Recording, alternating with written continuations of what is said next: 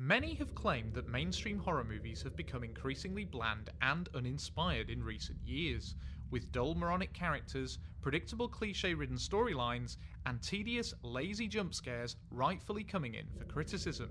But there is actually one problem above all that plagues many modern Hollywood horrors, one crucial thing they lack that is causing the entire genre to stagnate and decay.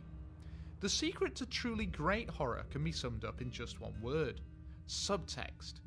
Whether we're talking literature, films, TV or video games, all great horror stories operate on more than one level, with the superficial scares accompanied by a deeper, underlying sense of dread and foreboding lurking under the surface.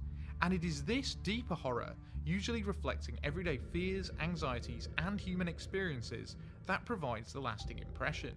So, while The Shining seems to be primarily about creepy ghost twins, blood rushing out of elevators, and weird dog-suited men engaging in sex acts, it's actually about dysfunctional families, the thin veil of sanity, and abusive, alcoholic fathers.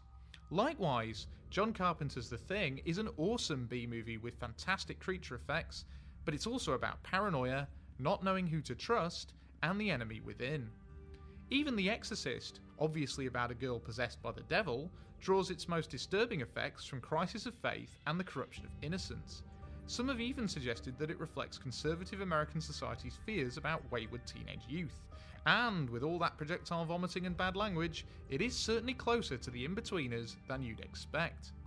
Subtext, then, is a really important thing in horror, but most latter-day chillers and slashers just don't bother. Annabelle is a film about a creepy doll. Paranormal Activity is a film series about demons that piss around with people's personal belongings. And Ouija is a film about a board game. Even movies that should be explicitly deep, like The Purge and its sequel, only bother with the most cursory, lame-brained attempts at social commentary. Modern horror generally only goes for the superficial level, and that's not the stuff that really stays with you and plays on your mind as you try to go to sleep at night.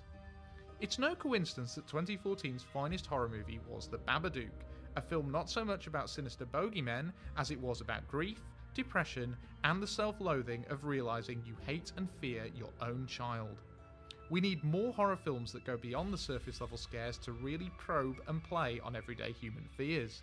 Until that happens, Hollywood will only continue to churn out more disposable trash. If you want to check out some recent horror films that have done subtext well, here are a few under-the-radar flicks I'd urge you to see. Kill List.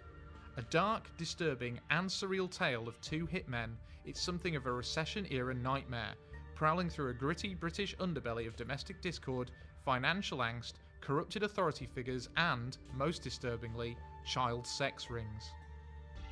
Barbarian Sound Studio. A fascinating audio-led movie set around the post-production phase of an Italian giallo flick. It delves into the realm of madness, misogyny, and repressed sexuality. Excision. A brilliant, low-budget oddity armed with an eccentric supporting cast and acting as a biting satire of middle-class suburbia. It's also a genuinely messed up study of adolescent insanity.